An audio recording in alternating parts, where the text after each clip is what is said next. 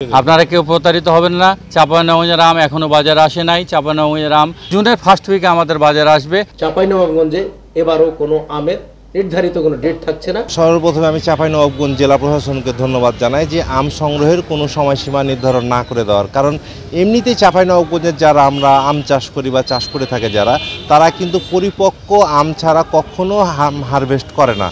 যেহেতু আম পরিপক্ক হলে ওভার ম্যাচিউরড আম আমরা হারভেস্ট করি, কারণ বেশি দামে এই আমগুলো আমরা বিক্রি করতে পারি।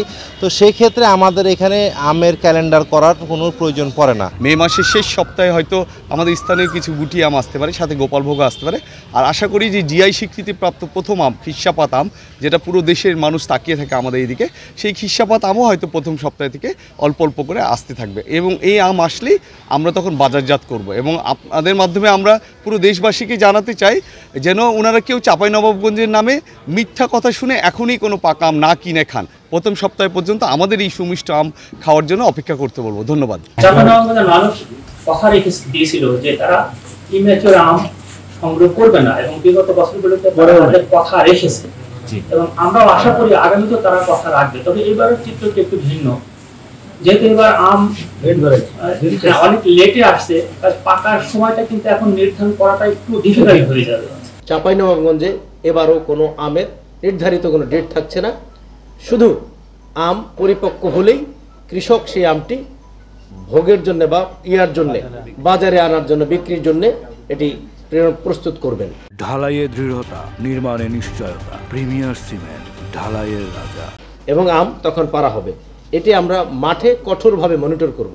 পাশাপাশি সকলের যে দাবি এবং আন্তরিকতা, সেই আন্তরিকতার প্রতি সম্মান জানিয়ে আমরা এই কাজটি করেছি। পাশাপাশি আপনাদের যেই নিরাপদ যে আম, সেটি করার জন্যে আমাদের প্রত্যেক চাষি এখানকার ইতিহাস ঐতিহ্য নাই যে কার্বাইড বা অন্যান্য কিছু দিয়ে আম পাকিয়েছে এবং এইটি বাজারে বা কোথাও বিক্রয় হচ্ছে, সেগুলো আমরা নাই। তারপরে আমরা এটি কিন্তু কঠোরভাবে মনিটর করব।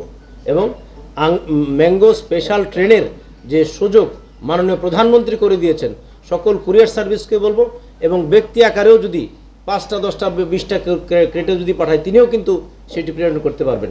সেই ম্যাঙ্গো স্পেশাল ট্রেনে আপনাদের 1 টাকা 48 পয়সা কেজিতে আমটি পাঠানোর জন্য সকলের কাছে আমি সনির্বন্ধ অনুরোধ রাখছি। আবহাওয়ার বিরূপ মনোভাব, সেটির কারণে এবং অল্টারনেট বেয়ারিং এর কারণে গত বছরের তুলনায় আমের পরিমাণটা কম হবে আমার কাছে মনে হচ্ছে।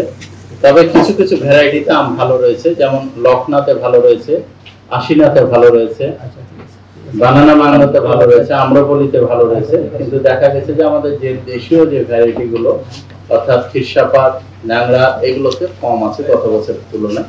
তবে আশা করছি যে খুব যে কম উৎপাদন হবে তা না। আমি সার্বিকভাবে মাঠগুলো ঘুরেও দেখেছি। আমি গত পরশুদিন আমি শিবগঞ্জ গেছিলাম, সেখানে দেখি যে লখনার যে বেয়ারিংটা ভালো রয়েছে, আশিনাও ভালো রয়েছে, এবং ভিতরে কিছু গাছে আপনার যে খিরসাপাত, এটাও ভালো রয়েছে।